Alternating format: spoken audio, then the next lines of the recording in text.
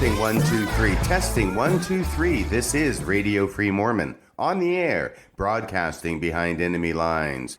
Tonight's episode, Radio Free Mormon goes to Sunstone. As most of my listeners are already aware, I was invited to go to the Sunstone Symposium and make a presentation there on August 2nd, 2019. Tonight, I'll be playing the recording of that presentation. But before I go to the tape, I want to thank Lindsay Hansen Park, the executive director of the Sunstone Symposium, for her gracious invitation to me to go down there and make a presentation.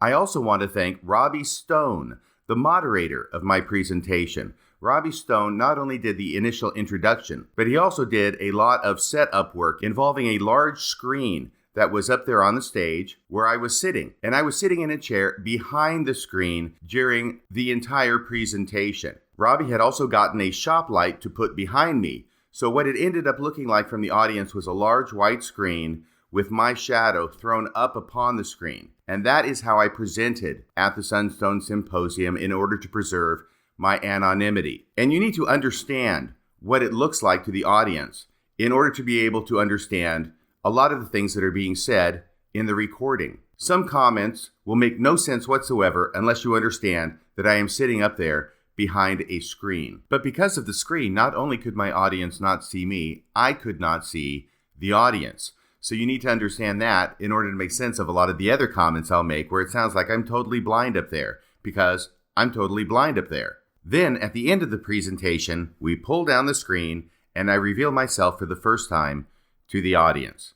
I also want to thank the wonderful family that invited me to stay in their beautiful home in Park City over the weekend. I was so touched by that courtesy and that kindness. Thank you from the bottom of my heart. And last, but by no means least, I want to thank all of the people who came out to Sunstone and attended my presentation. I was sitting behind the curtain while people were coming into the room, and so I could not see how many people were present. I didn't know if there were 1, 2, 3, or more. And frankly, I had a fear in my mind that what with 7 other presenters going on at the same time, one of whom was Sam Young just down the hallway, that maybe there would only be a handful of people who were present. If it was only a handful, I would have been more than happy. But imagine my surprise when I'm sitting up there behind the curtain, and at 3:35 p.m., 10 minutes before I'm scheduled to go on, I get a text from my daughter who was in the audience saying, "It's a full house." I texted back, "No way." And she texts back to me, "Yep, more flowing in." It ended up being a full house, a packed room, standing room only. Thank you to everybody who attended. And after the presentation was over and I had revealed myself to the audience, I had the pleasure of going out into the hallway and meeting a number of you and taking some time and chatting with you. This was one of the thrills of my lifetime. I cannot thank you enough, and I only hope that you had a good time too. Okay, that's enough of the introduction. Now it's time for the recording of Radio Free Mormon's presentation at Sunstone, August 2nd, 2019, 3:45 p.m. Mountain Standard Time. Play the tape. All right, everyone, if I can have your attention for a brief moment, and then we'll get to the show. Today, this is the session 267, titled Radio Free Mormon, Broadcasting Behind Enemy Lines. And before we begin, just some housekeeping rules. Just please silence your cell phones. The session's being recorded, and you'll be able to purchase it after the presentation ends at the registration desk on the main floor. We encourage you to purchase other Sunstone merchandise or make a donation to Sunstone to help support these amazing events, and your donations keep the organization going. And we definitely need it, so please become a member and support Sunstone. So it's 60 minutes long, and we ask both the audience and the presenters to keep within the timeline and the framework. And so for the first time, Radio Free Mormon will personally meet his listeners and others who want to ask about anything and everything that is happening behind enemy lines. So I present to you Radio Free Mormon and Bill Reel.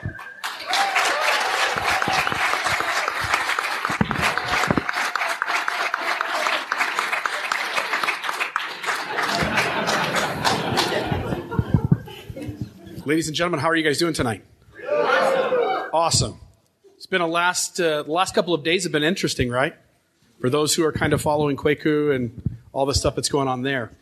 Bill Reel from Mormon Discussion Podcast with RFM on the other side of the veil here with Radio Free Mormon. What we wanted to do, RFM reached out, and I'll ask you here in a second, RFM, if you got any thoughts before we get started, but RFM reached out to listeners to ask if they had any questions, things that he could answer, things that he could address, and we may tackle some of those today, but we wanted to give a priority to you, and if any of you here had questions, to raise your hand, come up, we'll have you just ask maybe the question in this microphone, if that'll work. Yeah, that'll work. And then RFM here would be happy to answer those. Before we start, do you have anything you want to say to the folks who are here? Testing 1 2 3. Testing 1 2 3. This is Radio Free Mormon on the air, broadcasting behind enemy lines.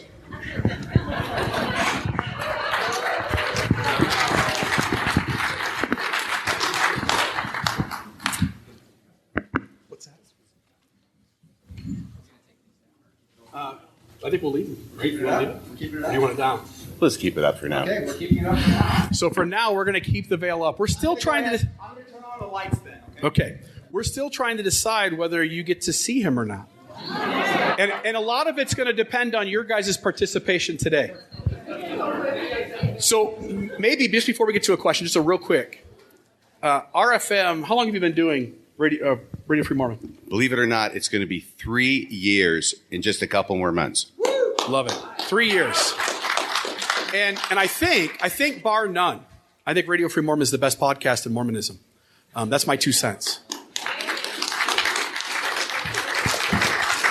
When RFM and I talked originally, I told him, I said, I think you can do this thing. And we sat down for a few weeks and talked about what it takes to record, to edit. RFM puts a ton of time and energy into recording, editing, publishing his episodes. We're talking maybe 20 hours sometimes per episode to get it out. And so I hope you appreciate the product that he puts out in the end. I think it's fantastic. We want to open it up to Q&A. You're good with that? Right. I will say a few things first while these cues are getting handed up here for me to A. Bill Reel has been so great for me personally. I know nothing and less than nothing about technology. He was so supportive to me to teach me how to do podcasting, how to record, and thank God, how to edit. The first time... Yeah, unaccustomed as I am to public speaking, I never, ever thought that I would have a difficult time podcasting once I knew how to do it. But I went down to the office, the underground bunker, Saturday morning to record the first episode, which I think was Hiding Church History, had to do with Boyd K. Packer's talk, The Mantle is Far, Far Greater Than the Intellect. And it took me actually some time after doing that episode before I finally realized that all he was saying was, in much more flowery language, the same old thing. When the leaders speak, the thinking has been done. It's exactly the same sentiment. The mantle, i.e. the prophet, is far, far greater than the intellect, i.e. your brains. So when he speaks, the thinking has been done. Anyway, I sat down. I was ready to record. I had done a lot of research on this. I had copied it out. I had highlighted. I had, everything. And I hit record, and I just cannot get one sentence out. I am blathering, and I keep stopping. I keep erasing. I keep going back. I had this idea in my mind. By the way, I do need to apologize to you today that you are getting the unedited version of Radio Free Mormon, because Bill and I talked about this, and we thought, how can we come up with a way we can edit what I'm going to be saying here? And it just didn't seem to be workable, did it? Not feasible. No, but I was there for 2 hours. I was there for over 2 hours, and I had nothing recorded, and I was actually in tears because I could not do this. They were tears of frustration, I think, more than anything else. And I called Bill, and I told him what was going on, and I was... What was my demeanor like that morning, Bill? You were deflated. You were concerned that this may not work. Yeah. But Bill, you know what Bill told me? He says, don't erase anything. Edit is your friend. I had never edited before. So he taught me how to edit, and it took an awful lot of editing. By the way, if you go back and listen to that first episode, I'm very proud of the fact I think I have more edits in that than have ever been put in any podcast of any sort ever. Even the pauses were edited out. Even the pauses were. You can hear all the little clicks where I'm editing to. And I edited so tight that it sounds like I took one big breath at the beginning of the hour podcast, and I never stopped once to inhale. That was it. So anyway, I just wanted to express my appreciation to Bill Reel for his support, without which Radio Free Mormon would not have gotten off the ground. Perfect.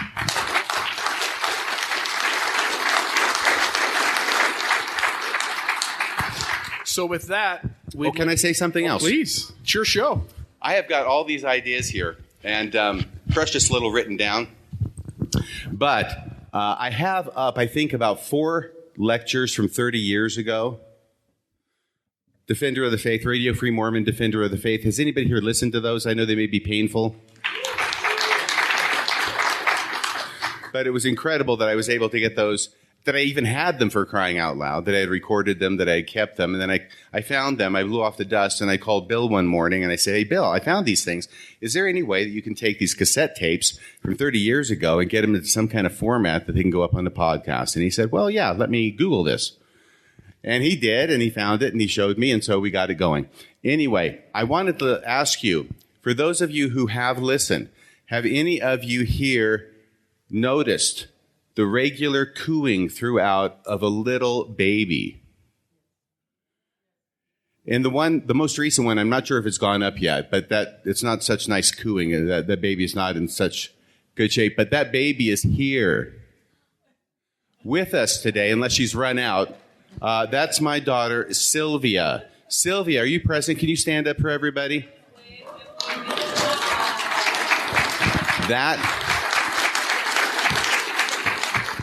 That is Sylvia, the little baby who somehow got subjected at a very tender age, she's not even 1 yet, to 12 hours of institute class on defending the faith back in 1989. We tried to say, you can just go to nursery, but no, she wanted to be there. She insisted.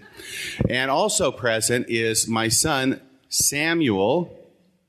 He's present as well. He may be sitting in close proximity to Sylvia. He's here. And also, finally, I just want to let everybody know that my fiancée, Carmen, is also present. Carmen, can you wave to everybody? I just proposed to her last night, and she said yes.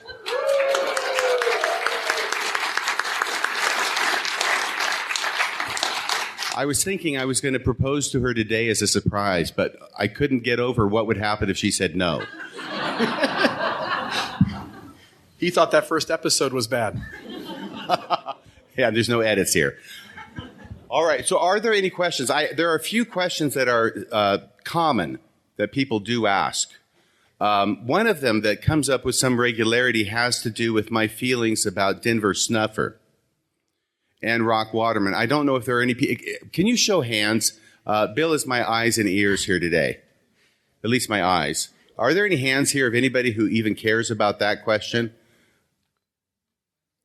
There's a handful. There's a handful? Handful of hands. Okay. Well, basically, I am not affiliated in any way with Denver Snuffer. I have exchanged a few emails with him. I have a more close relationship with his aficionado, Rock Waterman, who is just peaches of a guy. And we end up talking about lots of things. We end up having a very shared interest in comic books from when we were young. But we have to argue about the fact that he likes DC and I like Marvel. But other than that, no, I do not have any particular feelings about Denver Snuffer. I think he's a fascinating cultural phenomenon. I think that the popularity that he's showing with people wanting to join him and find out about him is illustrative of the fact that there is a great desire among members of the church to have a charismatic institution and leader, and perhaps leaders, that more resemble what they are taught occurred in the early days of this church with Joseph Smith. And I think it's obvious that they see that there with Denver Snuffer, and they are not seeing it with the the leadership of the current church. So I think that accounts for his popularity. I know that somebody once asked me, well, do you believe that Jesus appeared to him? Because I think all of you know that Denver Snuffer claims that Jesus has appeared to him. He's had a vision of Jesus, at least one. And I'm agnostic on the issue. If Jesus wants to appear to Denver Snuffer, then I think that's Jesus's business. And I don't feel it necessary to judge whether Denver Snuffer is being honest about whether Jesus has appeared to him. I'm sure he's speaking in good faith. My main opinion is that if Jesus wants me to do something, then he has my address, he knows where I live, and he can pop in and say hello if he wants to me. So that's basically my feeling. I also do have some family members, none who are present, who have either themselves or have married into families who are members of what's sometimes called the remnant movement. And so I do have that connection as well. But my feeling personally, and this is just my personal feeling, is that I have spent 40 years engaged, neck deep and more, in an extremely orthodox religion and a high-demand fundamentalist religion. But I didn't spend 40 years leaving this one because I think I'm effectively out to join another one. That doesn't seem to make any sense to me. The way I put it is I didn't spend 40 years escaping from Alcatraz to turn myself in at the gates of San Quentin.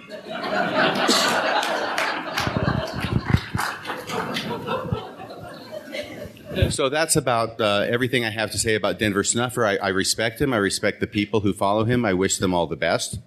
But I do not have any particular leanings that way. Have any questions shown up or anything? I don't know. So if everyone who has questions can come up to the microphone and make sure we can record them, that would be great. And no peeking around the corner. Okay. I'm not sure I'm going to be able to thank you because it seems like you're going to maybe sneak out the back door. So it's not technically a question, but I might get a little emotional. So about 20 years ago, my husband did most of this research that you're sharing on your podcast. And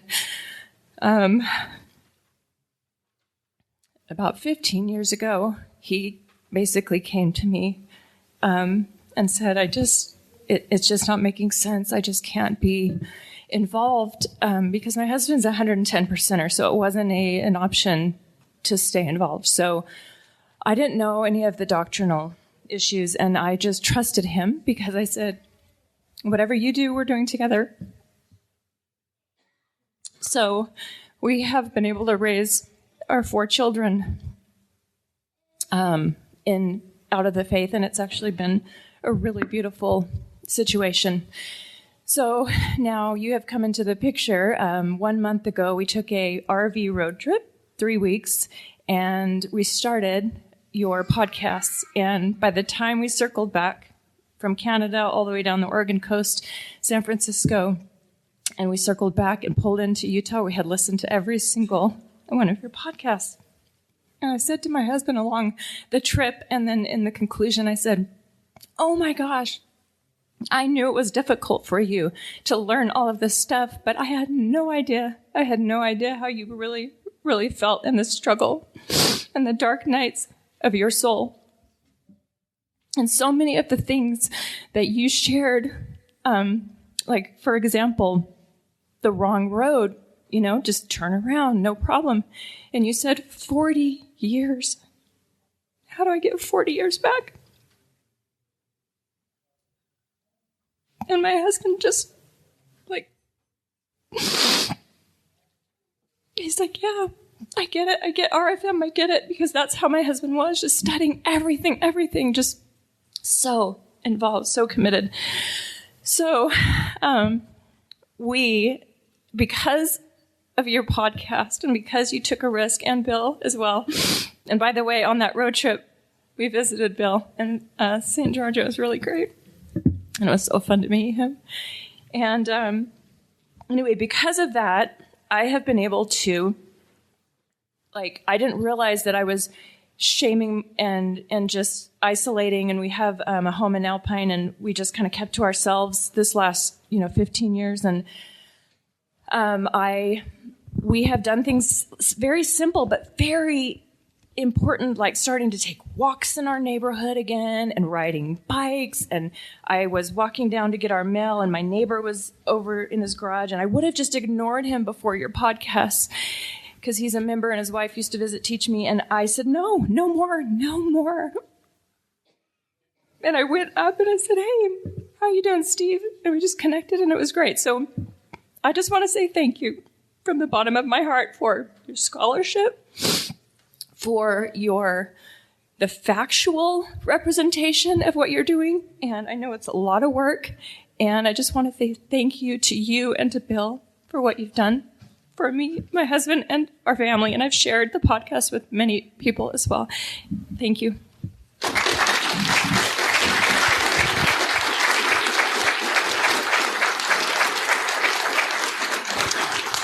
Well, you're very, very welcome. Thank you for sharing that touching story.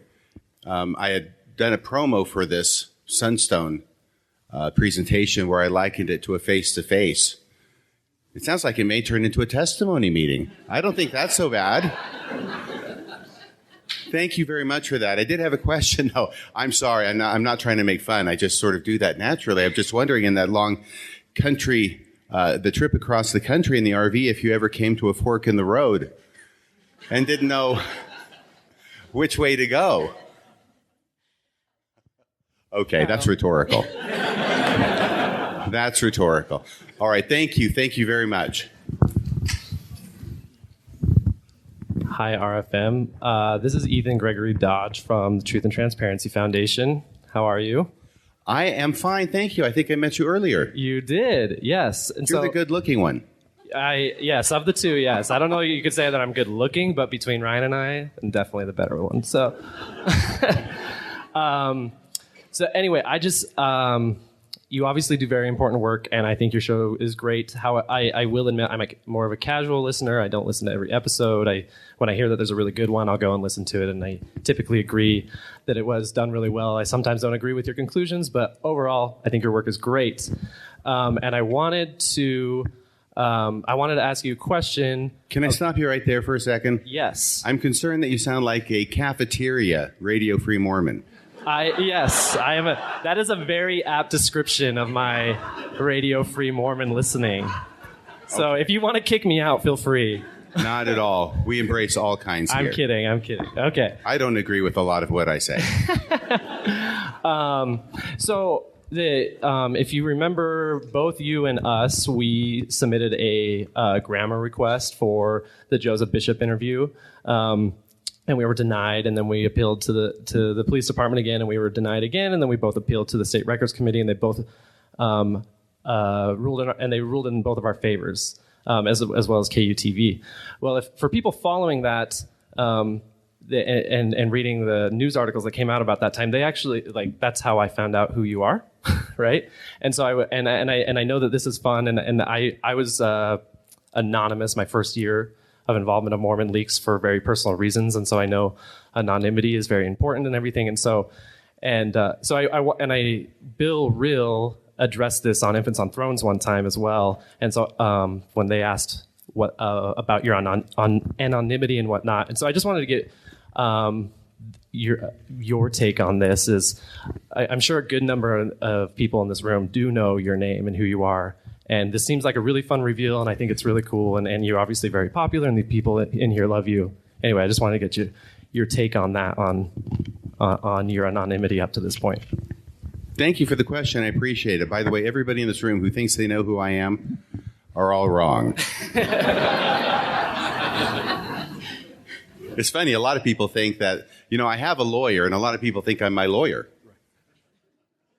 That's one of the funny things about it. No, your question. Anonymity is such a funny thing in this show. Now, let me peel back the curtain a little bit, metaphorically, if not literally. You may only approach Radio Free Mormon through the veil.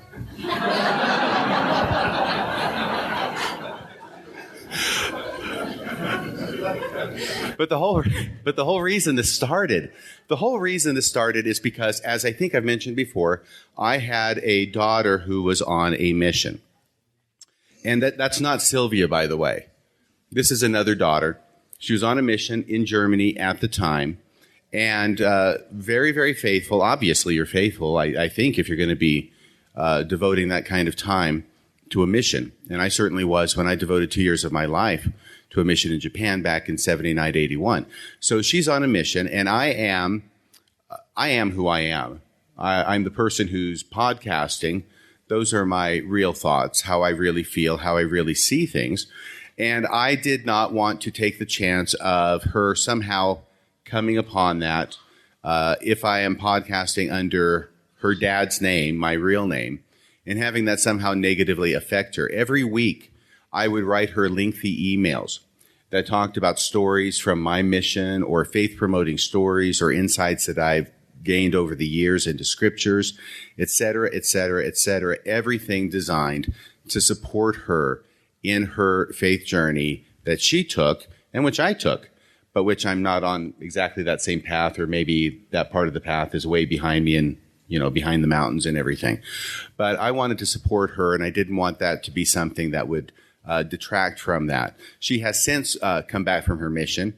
There are some things, this is being recorded. I suppose if this were just this small group of us, I might be able to be a little bit more open.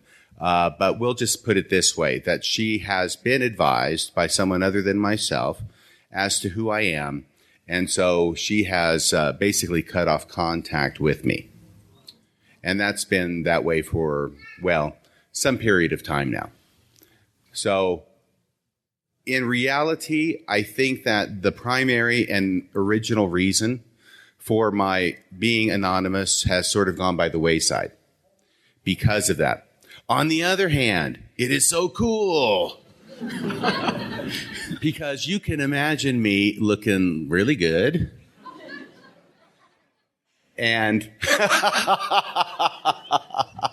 no, you can imagine anything that you want. But honestly, I think that the real look, if you want to know who I am, it's not hard. Even Kwaku figured it out. Okay? And I don't even know if he did. It may have been the handlers. But somebody figured it out. He knows who I am, or at least he knows who my lawyer is. And it's not exactly, figuring out what the grand unification theory of the universe, but it's something. So I want to give credit where credit's due there. So lots of people know who I am, but the idea behind this, and which I did notice early on, is that being anonymous and being Radio Free Mormon instead of my name, which is nowhere near as cool as Radio Free Mormon, but being Radio Free Mormon allows me to function in the role to some degree, you'll have to decide how much, as an everyman or an everywoman, as we would probably want to add today. But being somebody who can be you, if that's how you feel, who can speak the words that you feel, if you know how, if those are your words. And in some ways, the way that people wear masks and we can then throw our own identity and our personality on them and let them lead the way where maybe we can't for whatever reason. Maybe we've got a daughter on a mission. Maybe we have a spouse, like this first question was, who apparently for years was struggling with things but did not feel the strength or the courage or the ability to share that because of the fear of the ramifications that might follow and which do follow in too many circumstances.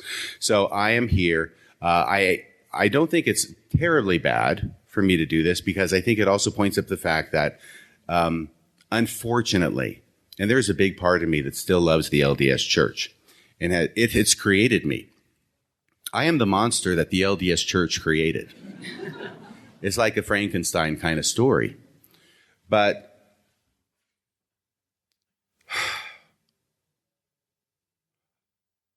there's a lot of me that appreciates the church, and I'll just close this by saying, basically, because I forgot where the heck I was going with that I generally, if people don't know about Radio Free Mormon, I describe myself as being, what is the phrase I use? It is, I am to the LDS Church as Socrates was to the men of Athens. that's a pain in the ass if you don't know. I think the nice word for it is a gadfly. Okay, anything else? Sorry, I just wanted to thank you for that answer. Did I get around to answering your question? Yes, no, it was beautiful. And then I went and sat down, and I wanted to get back up here because I wanted to offer my condolences for what happened with you and your daughter. I have 2 daughters, and that would be extremely hard for me. So my condolences, and thank you for what you do. Oh, thank you very much.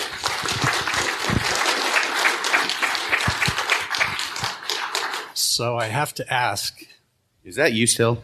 No, different. Someone different. I'm sorry. I really can't see. Much better looking. If Ryan. Is that Ryan? No. Oh, it's not Ryan. Okay. no, I have to ask, if I knock 3 times, will you at least show me your hand?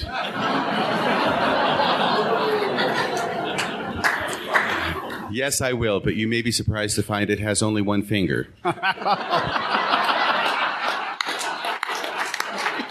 Touche. Well played. Hey, here's my question for you. If you were to put on your future hat, what do you see coming up in the future with the church specifically? I was in for 57 years, and I'm still a little upset about it, being deceived and stuff. And I'm just wondering, in your opinion, what happens over the next couple of years, and after that, that would, let's see. I'll leave it at that. Okay. Any big things coming up, I guess, is what I'm looking for. No, just a lot of little inconsequential things Okay. that will make no difference. Okay. And I'm sorry. And I really, although in the past couple of weeks, I've made some pretty good prophecies of things that actually did come to pass. Yeah. I'm a horrible guesser as a general rule. I usually go by the old adage that the past is the predictor of the future. And although certainly the current president of the church is more active in doing more things, doing lots of things, I see most of the things being done, not all of them. I mean, the reversal of the policy, that was important. That was very important that be done. For whatever reason that it was done, I'm glad it was done. So I'm glad it was reversed. I know I shared that with someone who was not a member and why this was an important step.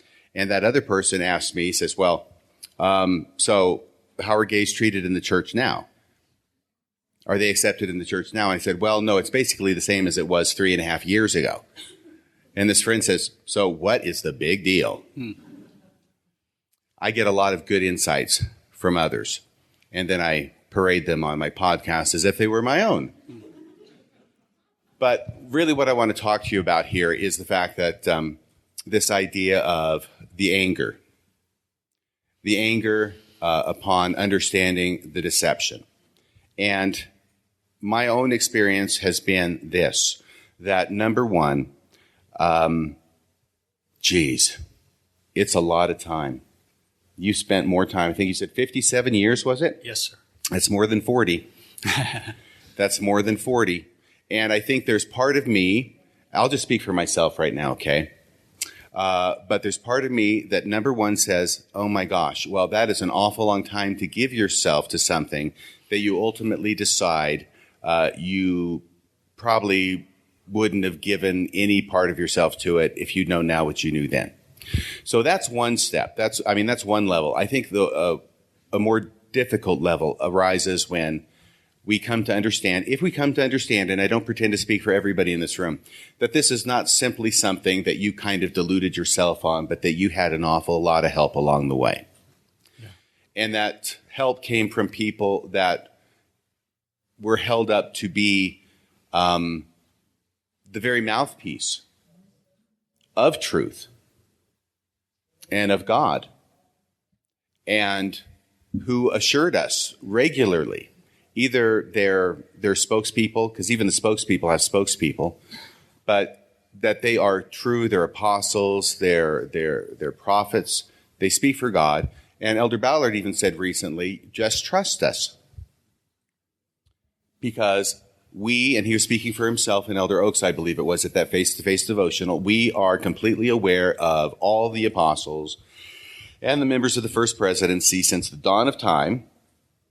I knew he was old. I just didn't know he was that old.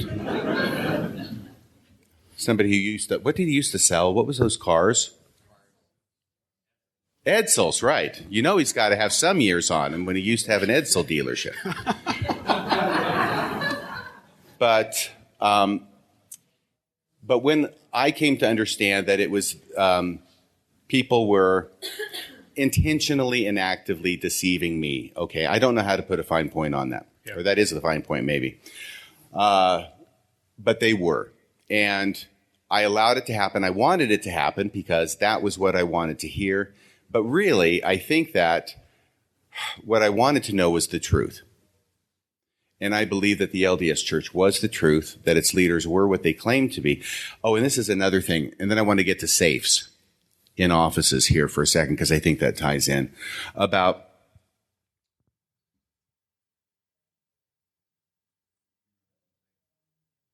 Do you remember what I was just saying, Bill? The anchor? Were you paying any attention at all? Yeah, you're trying to soothe this 57 years of feeling. I'm trying. Yes, I'm trying, and I'm going off on all these tangents. But yeah, because they tell us that it's true.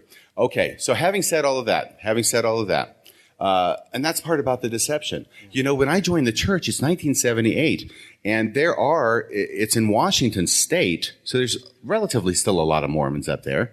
I mean, it's not Ohio or anything, right? And it's not Salt Lake City, but there's quite a few Mormons up there in Washington.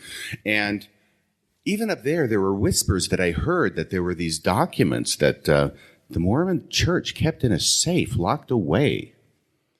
And that was poo-pooed. See, I would go back and edit that. My P's are horrible. I have to do those multiple times. But yeah, and you know, that was just kind of ridiculous. I mean, that's kind of a silly story, isn't it? That they would actually have documents that they want to keep secret from their members so much they're going to lock them away in a safe and not let anybody see them. Oh my gosh. And then I find out a lot of things along the way. This is a slow burn that happens, right?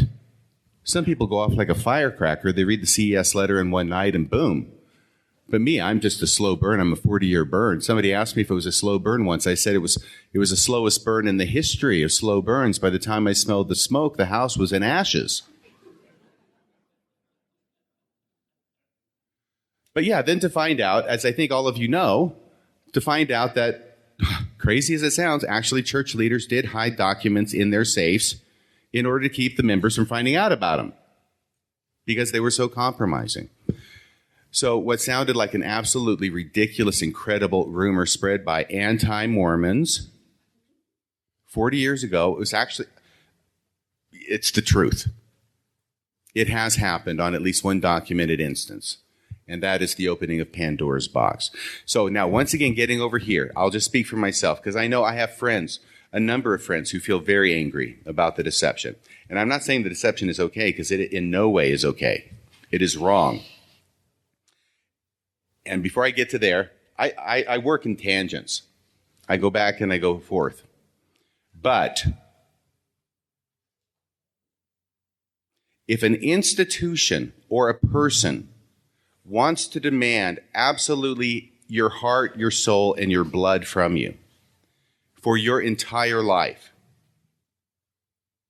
then I think that at a minimum, they owe you the respect, courtesy, fairness, and honesty of telling you what it is that you're buying into. Mm-hmm. Yes.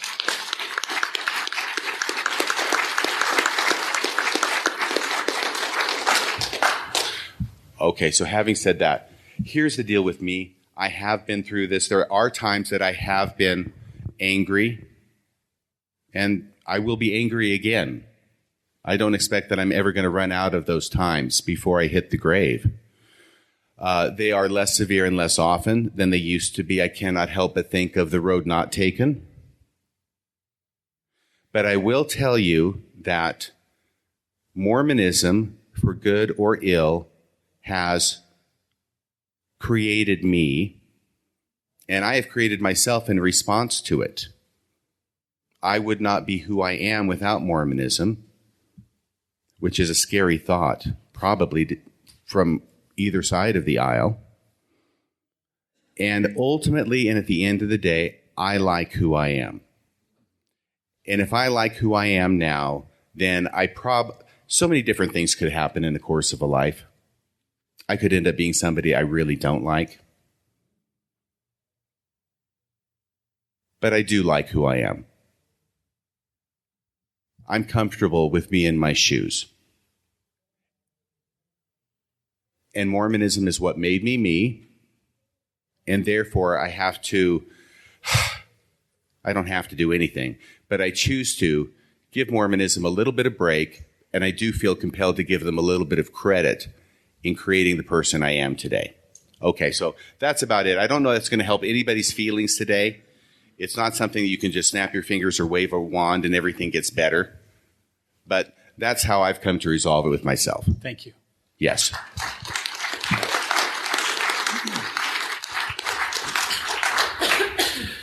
RFM, I want to echo the sentiments that my wife expressed in that first question, and just thank you also for allowing me to restore my voice. My question is somewhat simple, and it's something I've wondered about for a long time. And just very quickly, the reason I'm maybe so interested in this is I had the opportunity to serve as student body president at both Ricks College, BYU Idaho, and BYU Provo. And in that capacity, or maybe because of that, I had occasion to meet with, converse, and get to know many of the brethren, including all of the Q15 at the time. And of note, Elder Oaks wrote me a letter and invited me to his office, and we spent several hours together. And the question that I've had for the last 20 years is, do the Q15 know about the issues? Are they really aware of these issues? And any facts, anecdotal evidence, or your opinion would, I'm very interested in that. Before you answer, I just want to say we discussed this multiple times as we've had our own conversations of do they know? Yes. Do they know? Here's my expectation, okay? My expectation is that the leadership of the church, the quorum of the 15, which, by the way, is a title that plays into their interests and not into the memberships. But it is something that has become common, right? They are two separate quorums. One's supposed to be above the other. But what the heck? We're among friends. We'll all be 15. We'll all be equal. I did a couple episodes on that a while back. But I think that they are probably, as far as their interests in the church, and I think that the degree to which one knows about these issues has a direct connection to how interested you are in the church. I think that the people who are here in this room probably care more about the church than the vast majority of Mormons, because you care about the church. If you didn't care about it, you wouldn't study it, you wouldn't learn, you wouldn't go to a symposium, for crying out loud. You certainly wouldn't be one at 3:45 on the end of a very nice day out on a Saturday listening to a guy behind a curtain. But I do expect that they're not all homogeneous, that they probably reflect the different interests that the different members have in the church, which is largely none at all.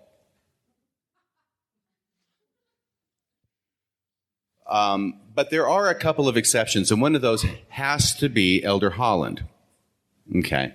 And the reason I say that is because of the BBC interview. We didn't know this question was coming. These actually are impromptu, unlike a real face-to-face. This is a fake face-to-face, so the questions are impromptu. But I think Bill knows what I'm talking about. Bill, this is like the smartest guy I've ever met. Can you see me pointing over here toward Bill?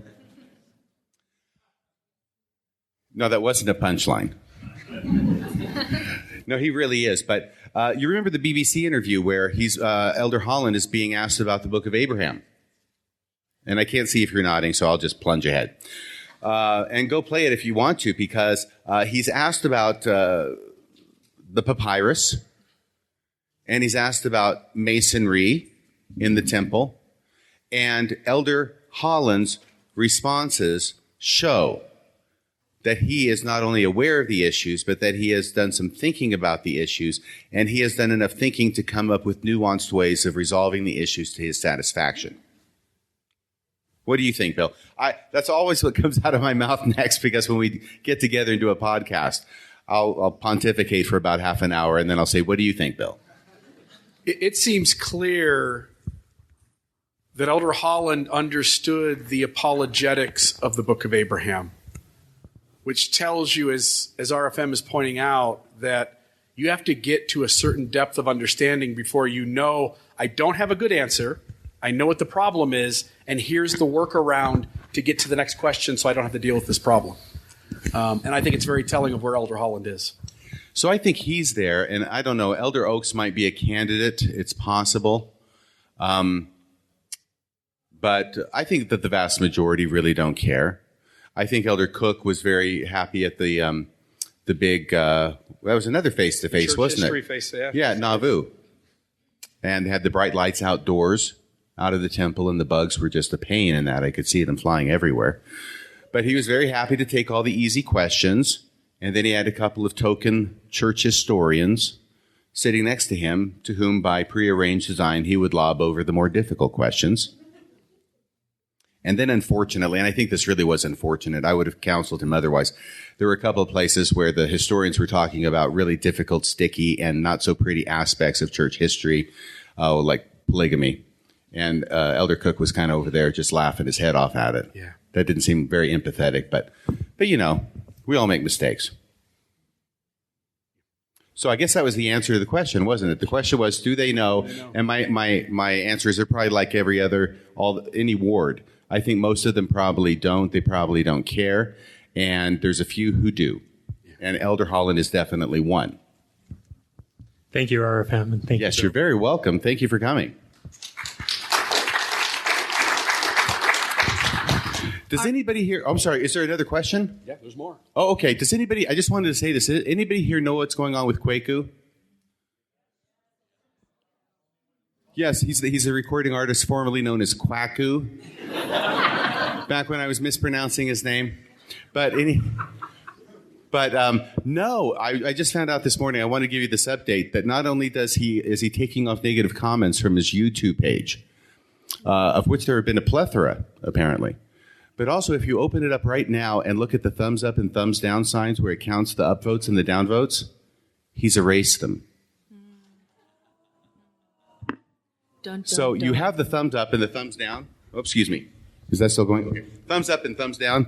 But if you look above it, there's no numbers anymore. Which makes me think that, what does it make you think, Bill? I don't know. It's kind of strange. My gut would tell me the thumbs down was pretty darn significant. I think it was getting significant enough to be embarrassing, possibly. It's easy to hold your view in a vacuum. Well put.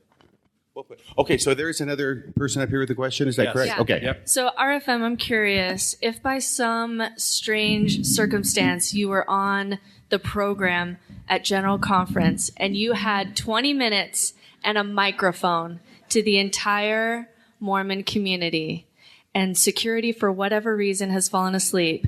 Well, then they'd be like the rest of the audience. Yes. You have to pick one. What would you say? What would you speak if you had 20 minutes and a microphone to the entire Mormon world? And I would also love, if Bill had a short answer to this, I would love to know Bill's answer too. I get the long answer, apparently. You only get the short answer. It's his show. But the deal is, my gosh, this is not fair. You get to think while I'm talking. That's right. You go first. Okay. Well, can I just tell you something? This is where I play for time.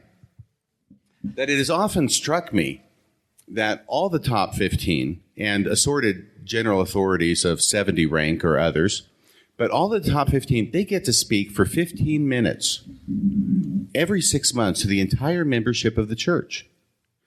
And I've talked about this with Bill as well. I mean, if you had the chance to speak to millions of members every 6 months, where they're practically compelled to be there and listen to what you have to say, I just can't imagine under that circumstance going up there and delivering the same 15 minutes of pablum as everybody else is doing and that you've done yourself for decades.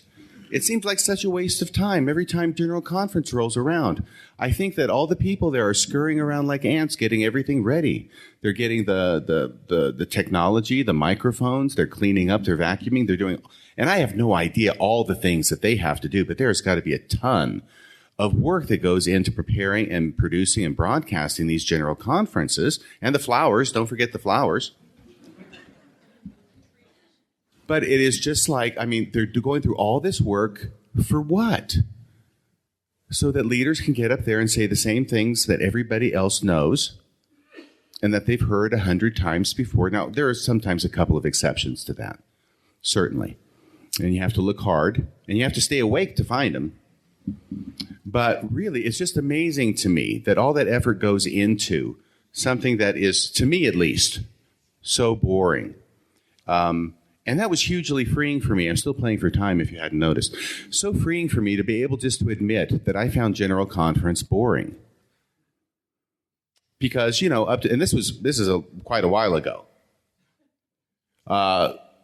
Because it is. And yet I know personally, and once again, I'm not going to speak for everybody, but I think there's a lot of Mormons who are going to know what I'm talking about. It was boring, but I needed to be there to be a good Mormon, and then I needed to put on my happy face and say how spiritually fed I was by nothing. But I knew what I was supposed to say, and I knew I was supposed to say it because that's what a good Mormon says, and I know that if I'm not feeling the Spirit in General Conference, it's my fault. If I think General Conference is boring, it's my fault because I'm not paying enough attention, which kind of gets circular when you start thinking about it for maybe 2.5 seconds. But anyway, what would I say? So what I've said so far is that would be a huge thing that I would think really, really hard about. I probably wouldn't give a talk on, I don't know, the Godhead, unless it was actually a historical discussion of the development of the Godhead from the Book of Mormon up through the lectures on faith, etc. But I think that what I would try and focus on would have to do with the individual journey.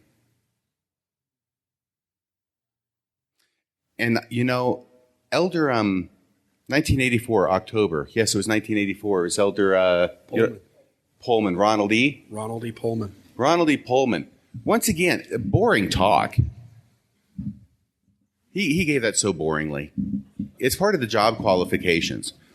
Things are so bad that if you give it really boring, then you think you've done a good job because you're like the other general authorities. The first version or the second one? Actually, he did them both boring. But what he talked about in that first one and why it was so objectionable to the church has to do with this. Maybe we'll do a podcast on this sometime, but I think everybody kind of knows, right? The idea is that the church is a box canyon, and you get stampeded into the box canyon where you can get not shot to bits. We don't have to go totally old Western, but basically that's where you're supposed to stay for the rest of your life and forever, is in this box canyon.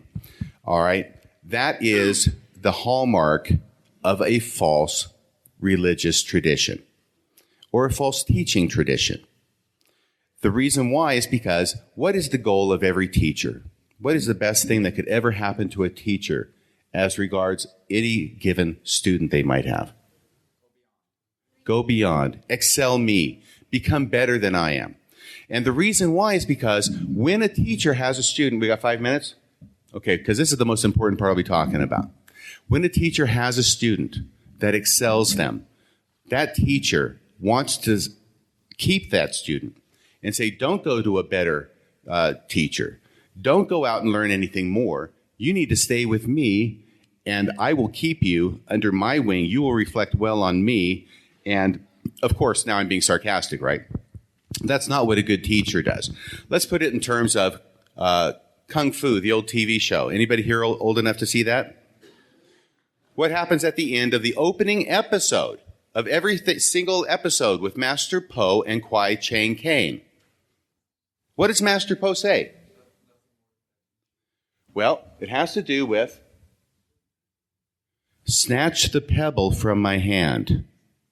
Then it will be time for you to go. Because in any religious system that's worth being a religious system, in my opinion, once again, I'm just a guy with a microphone sitting behind a sheet. Every religious system has something to teach. Mormonism has something to teach its members. Every religious system has something to teach its members. The problem comes when that person, that member, that acolyte, that Kwai Chang Caine has learned everything that the teacher has to teach. And what does the teacher do then? Do they keep you at the Shaolin Temple forever, walking on rice paper and not leaving footsteps? And snatching that pebble from Master Po's hand 1,000,003 freaking times until he can do it in his sleep and until he's actually drooling at the mouth because it's so easy by this point? Or does Master Po and the system say, you've learned everything that we have to teach you, now is the time for you to go so that you can continue to grow and continue to learn and continue to develop? I think the fundamental problem from my point of view with Mormonism is that it has kind of turned that on its head. And even though people cannot continue to develop past a certain point, and it's not even really that high a point, once you get past it, you realize it's not that high a point. But they want to keep you there. And they want to keep telling you that as long as you keep checking the boxes and running on the gerbil wheel and doing all the little things that you're supposed to do, that somehow that's progression. When it's not, I'm sorry? Go ahead. I just said yeah. Yeah, when it's not, it's captivity.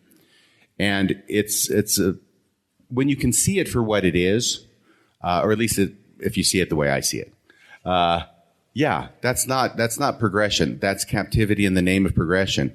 And it is amazing to me how many Mormons came up to me after seeing the Disney film Tangled and said, "Oh my God, the mother's the church." My follow-up RFM as a listener is that you need to give this talk and you need to traverse the history of how we went from someone as individualistic as Joseph Smith and how we over time lost common consent, lost individuality, for obedience, and how now all our talks are all about obedience. And as one of your listeners, you need to give that talk. Give that talk. Okay, I will do that. It's kind of, I think I've got the basic building blocks already. I'll just buy this tape, which I encourage all of you to, at the front desk, and I'll play it back. We've got about 5 minutes left. I'll just quickly say I would reduce my disciplinary, the things I said there, down to the Cliff Notes. Okay, I have a light question. I really love the name of your podcast, Radio Free Mormon. How did you come up with that idea to name it? Holy Ghost. Sorry, that was obvious answer. No, Holy Ghost is the Mormon version. I sometimes use the Greek version. I just say my muse works overtime. And I came up with the title for this podcast about 3 years before starting the podcast because I just thought, it just came to me one night. I woke up. I said, Wendy, get out of bed. I need to write something down.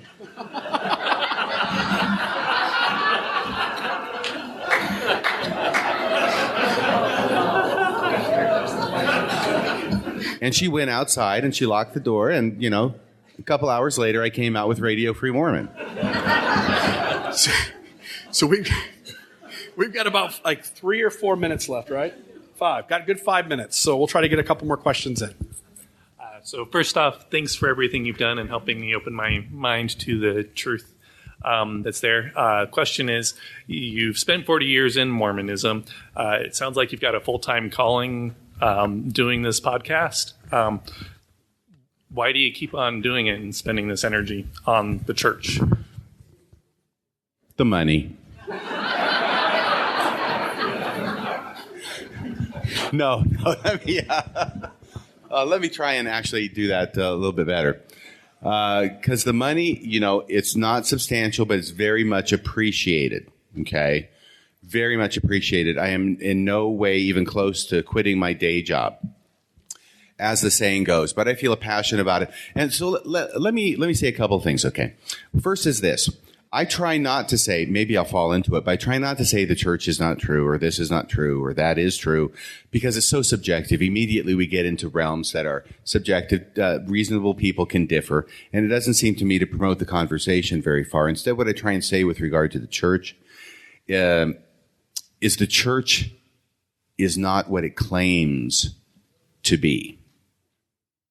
I think that is something that is very defensible as a claim and can be argued effectively. And actually, I think that's what my entire series of podcasts is basically doing, is trying to argue that point. Now, this question. Why do you still do the podcast? Damn, why do I still do the podcast? Yeah, why care? Why care about Mormonism? Got it. It is a funny thing, isn't it? It is a funny thing. Why are you here? I'm sorry, that's what I think. Why are all of you here? Why are all of us here, for crying out loud? I don't know. All I know is this, and I want to share this with you. We got 3 minutes? 4 minutes? Okay. Is that one of the things that I found so frustrating about my journey through Mormonism is that let me say this once again, because there might be one or two of you who haven't heard it. When I joined the church, the members of the church were encouraged to be scriptorians, to learn the scriptures backward and forward, inside and out, be another Bruce R. McConkie. And I took them at their word. I spent the next 40 years doing exactly that, only to find out they didn't really mean it. They didn't really mean it. They thought they meant it, but they didn't really know what it was they were saying. So I have gone through all of this, and I think most of you, probably everybody in this room, has done a similar thing. Studying, learning. And the great frustration I had in attending church was that the gospel of Jesus Christ, by which I mean the restored gospel of Jesus Christ, by which I mean Mormonism, was one of the most fascinating things I had ever encountered in my entire life. It fired my interest, my imagination, my enthusiasm, and all the offshoots. I mean, my gosh, why on earth would I have studied the Book of Mormon, Doctrine and Covenants, church history? Why would I have studied the Old Testament, the New Testament? And I'm talking about other scholarship outside Mormonism. By the way, when that happened, boy, that was like a whole world opening up. Why would I have, studied Egyptology, for crying out loud, if it weren't for Mormonism? Mormonism touches on so many strange things. And if you start following it out, you start studying it. Okay, I found it fascinating. And one of the things that when I went to church and I heard other people give the correlated talking points that we heard all the time, I felt it was a disservice to what I consider to be the most fascinating subject on the face of the earth, to treat it in such a disrespectful and cavalier way.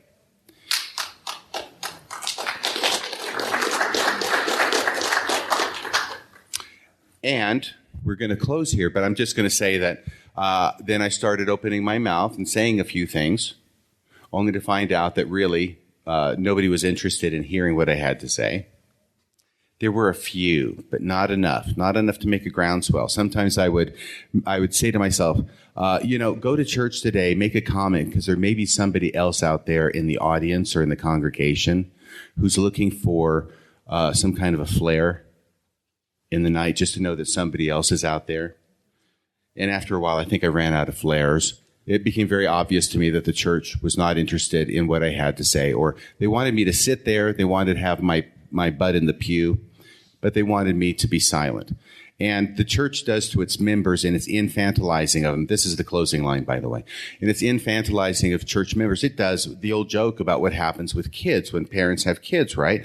You spend the first 6 years of their life teaching them how to walk and how to talk, and you spend the next 12 years telling them to sit down and shut up.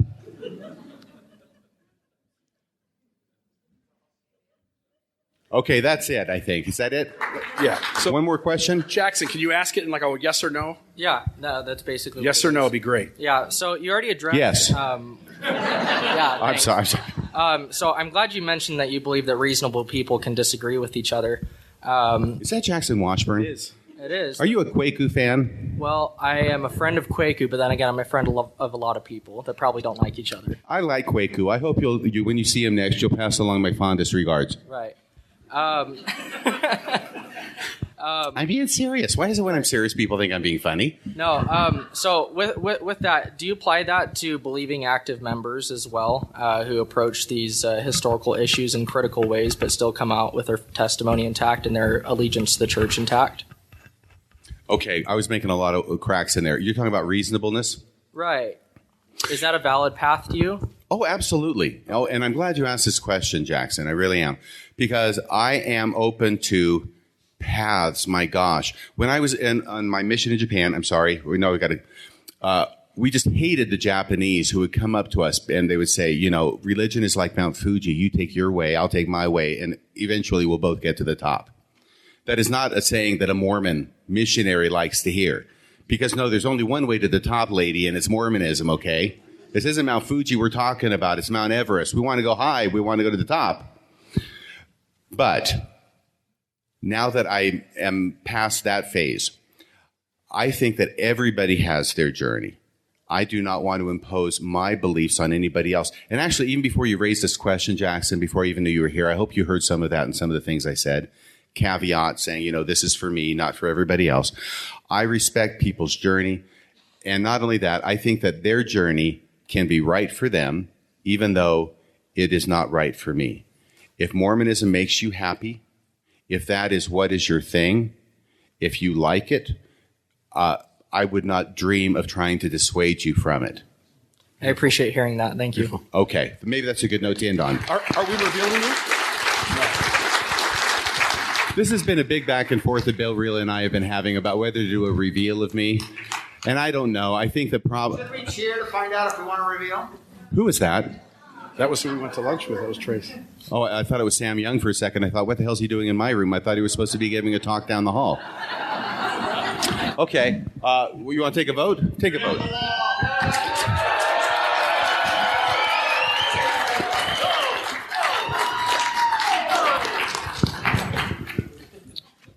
Whoa. Here we go. We're taking down the laundry, folks. Hey, everybody.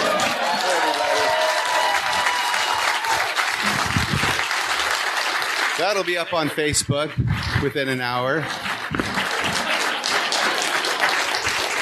Thank you for doing that. You're very, very welcome. By the way, any members of the SCMC present?